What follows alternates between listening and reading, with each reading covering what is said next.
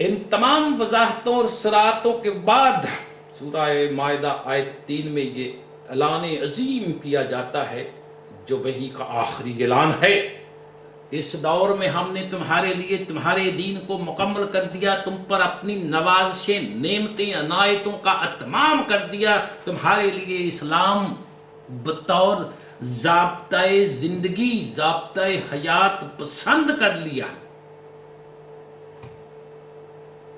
میرے دوستو اور محترم بزرگوں، جب اللہ سبحانہ نے اپنی کتاب قرآن کریم کے متعلق واضح الفاظ میں کہہ دیا کہ یہ ہر طرح سے مکمل ہے، غیر متبدل ہے، محفوظ ہے، قیامت تک کے آنے والے انسانوں کے لیے ضابطۂ ہدایت ہے، تو میں سمجھتا ہوں اس کے بعد ختم نبوت کا مسئلہ خود بخود حل ہو جاتا ہے۔ جب کتاب ایسی جس کے بعد قیامت تک کسی اور کتاب کی ضرورت نہیں، تو اس کتاب کے لانے والے نبی کے بعد کسی اور نبی کی بھی ضرورت نہیں۔ نبی تو کتاب لے کر آتا ہے، جب کوئی کتاب ہی نہیں آنی تو نبی کیا کرنے آئے گا؟ کتاب دائمی، اس لیے اس کتاب کے لانے والے نبی کی نبوت دائمی۔ کتاب کے بعد مزید کتابوں کے نزول کا سلسلہ ختم، اس لیے اس نبی کے بعد نبوت کا سلسلہ ختم۔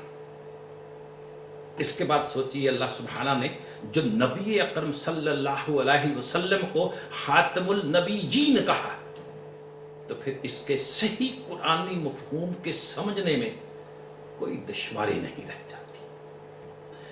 قرآن کے خاتم القتب، آسمانی کتابوں کے سلسلے کی آخری کتاب تسلیم کر لینے کے بعد نبی اکرم صلی اللہ علیہ وسلم محمد مصطفیٰ احمد مجتبی ابو القاسم صلی اللہ علیہ وسلم کو خاتم النبیین سلسلہ انبیاء کی آخری کڑی ہونے میں کوئی شبہ شک باقی نہیں رہتا۔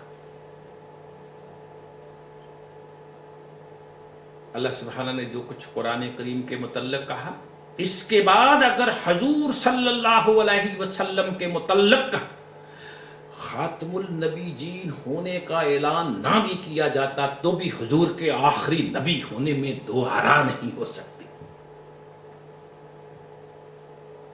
میرے محترم دوستوں اور بزرگوں، ان حقائق کی موجودگی میں سوچئے کہ قرآن کریم کو خدا کی کتاب ماننے والوں کے ہاں ختم نبوت پر کوئی ایسا مسئلہ ہو سکتا ہے جس میں کسی بحث کی گنجائش ہوتی، لیکن وائے بد نصیبی ہے، آج ہو رہی ہے۔ اب ہم قرآن کریم کی ان اصطلاحات کو دیکھیں گے جن کا ہمارے موضوع سے بنیادی تعلق ہے۔ ان اصطلاحات میں سب سے پہلے وحی کی اصطلاح آتی ہے۔ لغت کی روح سے اس لفظ کا مادہ واو ہے، یہ ہے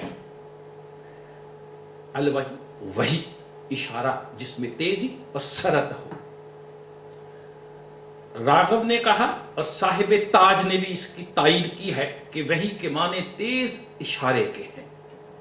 وحی کے معنی کتابت، لکھنا بھی ہے، واحد لکھنے والا، کاتب، الوحیو لکھی ہوئی چیز، خط۔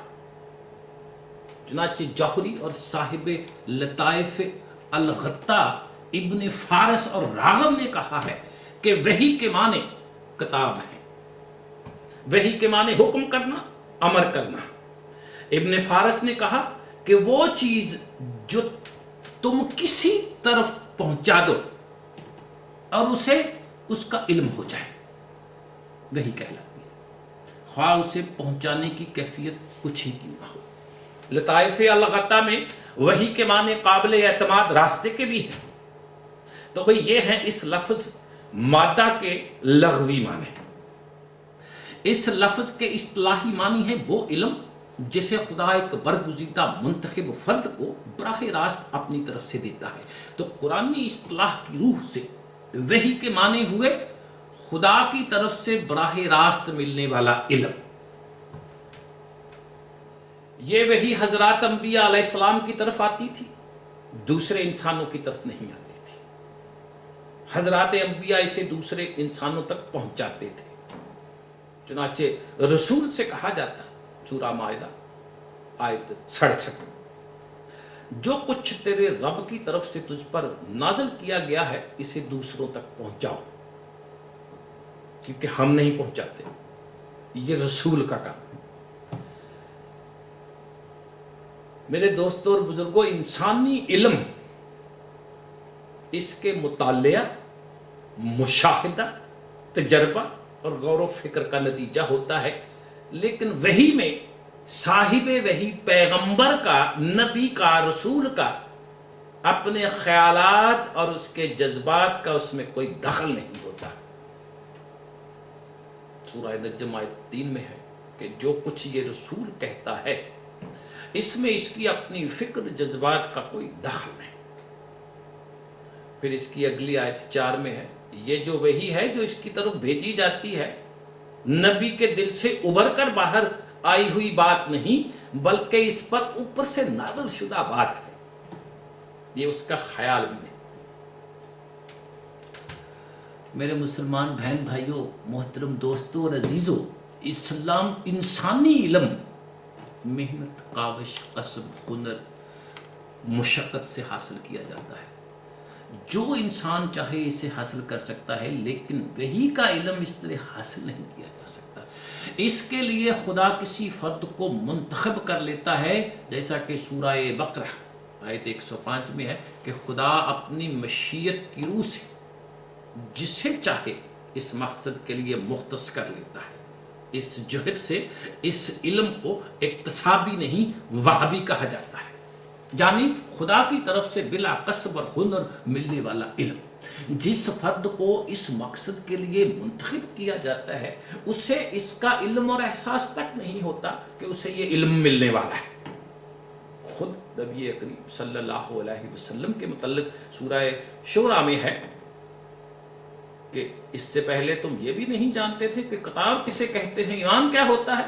फिर सूरह कसस आयत 87 में यूं है कि तेरे दिल में ये ख्याल तक नहीं था और तुझको आरज़ू तक भी नहीं थी कि तेरी तरफ किताब नाज़िल होगी। ये तेरे खुदा की रहमत है जिसके लिए तुझे मुंतखब किया गया। अब जो कि यह इल्म नबी तक महदूद मुख्तस है और था, इसलिए हम गैर नबी, हम लोग हम नहीं समझ सकते इसकी माहियत और कैफियत क्या होती होगी, यानी ये किस तरह नाज़िल होता था। अलबत्ता सूरह बकरा में अल्लाह सुब्हाना ने आयत 97 में इरशाद फरमाया कि जिब्राईल से बहुक्म खुदावंदी कल्ब नबवी पर नाज़िल करता था, यानी उसकी तरफ इसका अलका होता था, भेजा जाता था। ये ना ख्वाब होता था, ना ख्याल होता था, ना वहम होता था, ना वसवसा होता था। ये अल्फाज की सूरत में, अल्लाह के अल्फाज की सूरत में मुकम्मल पैगाम होता था। ये मुबहम इशारा और ख्वाब भी नहीं थे, साफ वाज़े मुतय्यन अल्फाज होते थे। इसीलिए तो इसे सूरह बकरा आयत 75 और सूरह तौबा आयत 6 में कलाम अल्लाह कहा गया है, अल्लाह का कलाम।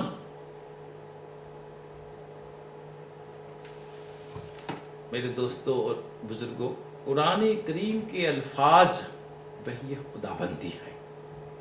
ये नहीं कि ये उसका मफहूम है जो रसूल अल्लाह को समझाया गया था और हुजूर सल्लल्लाहु अलैहि वसल्लम ने इसे अपने अल्फाज में बयान कर दिया, ऐसा नहीं है। ये अल्फाज भी अल्लाह के हैं, मफहूम भी अल्लाह का है। नबी अकरम सल्लल्लाहु अलैहि वसल्लम को या किसी दूसरे नबी को इसका कतन इख्तियार नहीं होता था कि वो वही खुदाबंदी में किसी किस्म का तबद्दल कर सके। तो ये है वो खुसूसियात जिनके लिए लफ्ज़ वही बतौर कुरानी इस्तिलाह इस्तेमाल होता है। अगर हम मेरे दोस्तों, बुजुर्गों, मेहरबानों इस बात को समेट लें और समेट कर बयान करें तो बात यूं होगी कि ये वो इल्म था जो मुंतखब अफराद को खुदा की तरफ से बराह रास्त मिलता था। वही ये वो इल्म था जो मुंतखब अफराद को खुदा की तरफ से बराह रास्त मिलता था। ये सिर्फ हजरात अंबिया इकराम तक महदूद था।